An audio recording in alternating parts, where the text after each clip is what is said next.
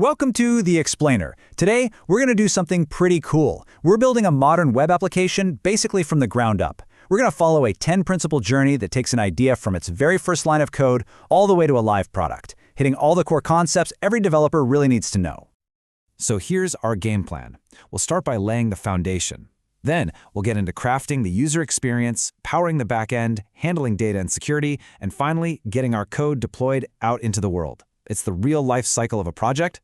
So, let's get started. Okay, let's dive right into Section 1, laying the foundation. This phase is absolutely critical because the decisions we make right now are going to shape the entire structure of our application. You know, it's that classic blank page problem, right? You've got this great new idea for a project, but where do you even start?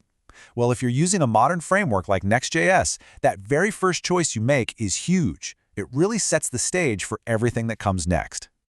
So it really boils down to this. Are you starting fresh, or are you working on something that's already around?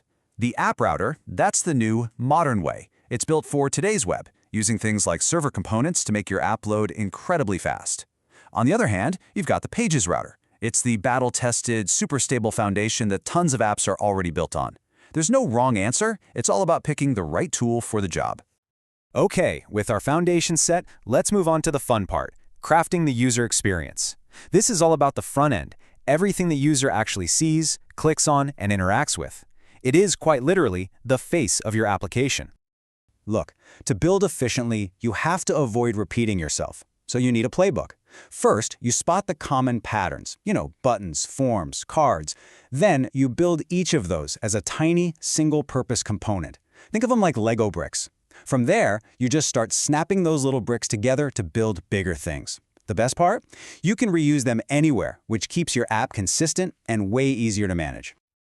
And this is a total game changer for a huge developer headache: styling. Instead of writing these massive, complicated CSS files, Tailwind lets you apply styles directly in your code with these tiny, reusable utility classes. It makes it so much simpler to keep your design looking exactly the same, whether someone's on a giant desktop screen or on their phone. Let's be honest. Performance is everything. Nobody wants to wait for a slow app to load. So, for those pages that have a lot of data, you've got this toolkit with 3 key techniques. First, there's server-side rendering, which sends a fully built page to the user right away. For pages that don't change much, like an About Us page, you use static site generation to build them ahead of time. And for everything else that's super dynamic, you fetch the data on the client. But, and this is key, you always show a loading state so the user knows what's going on.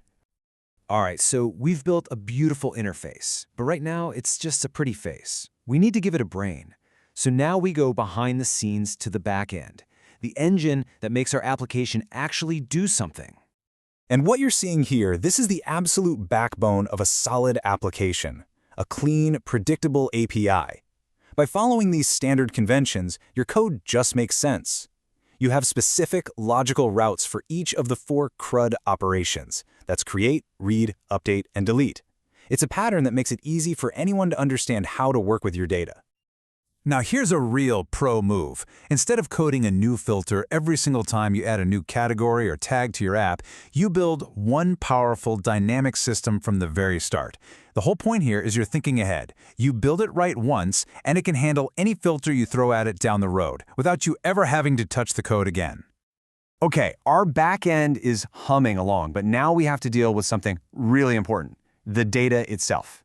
How are we going to store it, and maybe even more important, how are we going to protect it and control who gets to access it? You wouldn't build a house without a blueprint, right? Well, it's the exact same thing with your data. A database schema is that blueprint. It lays out all the rules for how your information is organized, making sure everything has a proper place. It makes your data predictable and so much easier to find later on.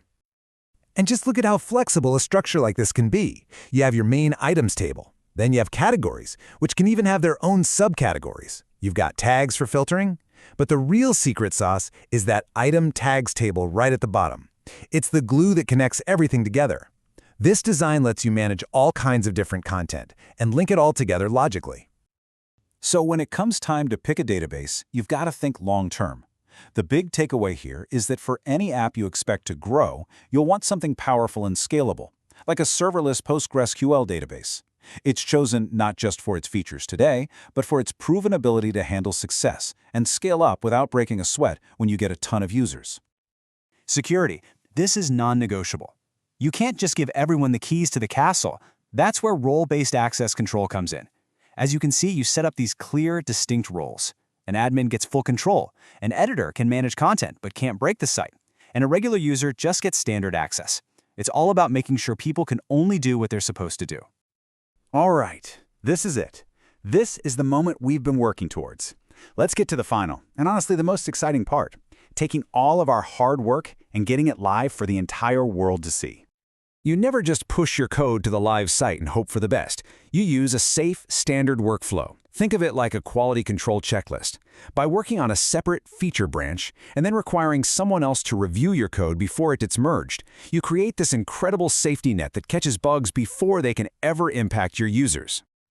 And once those checks are passed and the code is approved, automation just takes over. The system automatically builds, tests, and deploys your new feature. And boom. Just like that, all your hard work is live and out there for the world.